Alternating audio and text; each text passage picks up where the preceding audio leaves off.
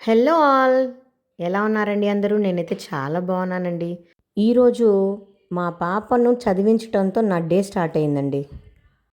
ఆ పాప అయితే ఇంటర్ సెకండ్ ఇయర్ అండి. నీట్‌కి ఇంకా ప్రిపేర్ అవ్వాలి ఈ year. So, very, very, very serious about the studies అనమాట. సో, ఎర్లీ మార్నింగ్ లేపేశాను. తను చదువుకుంటోంది. ఇక తనకి బ్రేక్‌ఫాస్ట్, లంచ్ ప్రిపేర్ చేశాను. బ్రేక్‌ఫాస్ట్‌లోకి పొంగల్ అండ్ లంచ్‌లోకి ఎగ్ బిర్యానీ చేశాను. తను రెడీ అయ్యి కాలేజ్‌కి బయలుదేరేసిందండి. ఇక నేను కూడా డ్యూటీకి వెళ్ళాలి. అందుకోసమని మాకు లంచ్ కోసము పాలకూర పుల్లగూర చేస్తున్నాను. డీటెయిల్ రెసిపీ కావాలంటే నా ఛానల్‌లో షార్ట్స్‌లో సెర్చ్ చేయండి. ఇక ఈరోజు అమావాస్య అండి. అమావాస్య రోజు నేను ఇంటి ముందు గుమ్మడికాయను కట్టాననమాట. ముందు కట్టిన గుమ్మడికాయ పాడైపోయిందండి. అసలు 2 మంత్స్‌లో భలే పాడైపోయింది. నేను చాలా ఛానల్స్ సెర్చ్ చేసి చూసాను. మాకు తెలిసిన పూజారిని కూడా అడిగానండి. గుమ్మడికాయ విశేషం ఏంటి? పాడైపోతే ఏంటి? దాన్ని మార్చాలంటే ఎప్పుడు మార్చాలి? అన్నీ కనుక్కున్నాను. బూడిద గుమ్మడికాయ అనేది దిష్టి పోవడానికి చాలా బాగా ఉపయోగపడుతుందండి. సో, నేనైతే ఒకసారి బూడిద గుమ్మడికాయకి పూజ చేసి కట్టాను. బట్ 2 మంత్స్‌లో పాడైపోయింది. నాకు ఒక పక్క బాధుంది. ఒక పక్క సంతోషం ఉంది. ఏంటంటే సంతోషం, దిష్టంతా ఆ గుమ్మడికాయ లాక్కొనేసింది అననేసి. బాధ ఏంటంటే ఇంత దిష్టుందా మా పైన అనని బాధేసింది.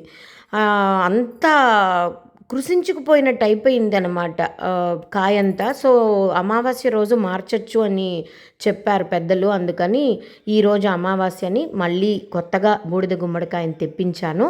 పసుపు కుంకాలు పెట్టి గుమ్మడికాయ వేలాడదీసే దారంలో గుమ్మడికాయని ప్లేస్ చేసి కర్పూర హారతి ఇచ్చి మొక్కుకొని, అమ్మ మా కుటుంబం పైన, మా పైన ఎటువంటి దిష్టి లేకుండా చెయ్యి, మా ఇంటి పైన కూడా ఎటువంటి దిష్టి లేకుండా చెయ్యి, ఎటువంటి నరఘోష అయినా, నరదిష్టి అయినా, శత్రుపీడైనా ఈ రోజుతో మొత్తము ఊడ్చుకొట్టుకొని పోవాలని చెప్పి మొక్కున్నాను. నిజంగా బూడిద గుమ్మడికాయకి అంత పవర్ ఉంటుందంటండి. మీరు అనుకోవచ్చు, మీరు డాక్టర్ కదా ఇలాంటివన్నీ నమ్ముతారా అని. డెఫినెట్గా నమ్ముతానండి నేను. మన శాస్త్రాలు ఊరికే చెప్పవు.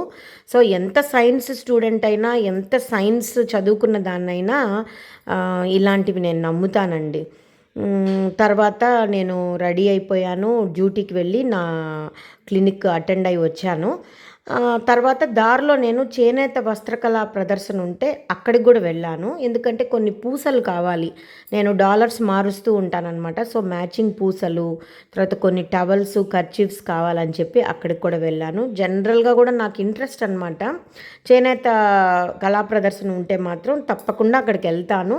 ఎందుకంటే వాళ్ళని ఎంకరేజ్ చేసినట్టు ఉంటుంది, మనకు కావాల్సినవి కొనుక్కున్నట్టు ఉంటుంది. తర్వాత ఈవినింగ్ మా అమ్మాయి కాలేజ్కి వెళ్ళాను తనని రిసీవ్ చేసుకోవటానికి. పాప ఇంటర్ సెకండ్ ఇయర్ అని చెప్పాను కదా, పొద్దున్న వెళ్ళింది పాపము. ఇప్పుడు 6 o'clock అవుతోంది ఈవినింగ్. తనని రిసీవ్ చేసుకొని వచ్చాను. తనకి కుక్కలు అంటే భలే భయం అండి. దారిలో కుక్కలు ఉంటే భయపడి పరిగెత్తుందనమాట. చూడండి, అక్కడ కుక్క ఉంది, వాళ్ళ ఫ్రెండ్ని వదలట్లేదు. ఎందుకో ఇంత వయసు వచ్చినా భలే భయపడుతుందండి తను. మీరు అనుకోవచ్చు, మీరు డ్యూటీ చేసేటప్పుడు ఎప్పుడు కూడా మాకు వీడియో షూట్ చేయలేదు, వీడియోస్ పోస్ట్ చేయలేదు ఎందుకనని. డ్యూటీ అంటే అది డివైన్గా నేను అనుకుంటానండి. అందులోనూ మనం చూసేది పేషెంట్స్ని. ఆ పేషెంట్స్ ఎప్పుడు పెయిన్తో వస్తారు, ఏదో ఒక బాధతో వస్తారు.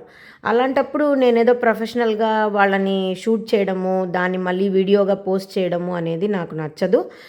ఆ పేషెంట్స్ కూడా ఎంబ్రేజింగ్గా ఉంటుంది. అందుకని నేను అలాంటివి చెయ్యను. మీకు డౌట్ ఉంటే అది క్లారిఫై చేయాలని చెప్తున్నాను.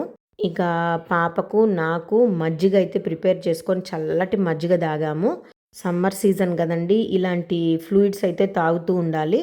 ఇక అందరి పనులు ఫినిష్ చేసేసుకున్నారు. డిన్నర్కి అయితే చపాతీ, ఆమ్లెట్ విత్ పుల్లగూర.